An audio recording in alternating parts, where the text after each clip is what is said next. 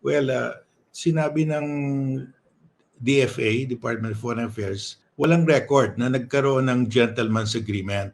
Ang sinasabi ng China, nangyari raw ito in 1999, no? During the administration of President Estrada. Pero dininay naman ito ng Estrada camp, yung dalawang anak ni Estrada na senators, dininay nila na walang ganyan na gentleman's agreement, no? So, wala namang mapakitang ebidensya ang China that there is such a gentleman's agreement. So, it's their word, no?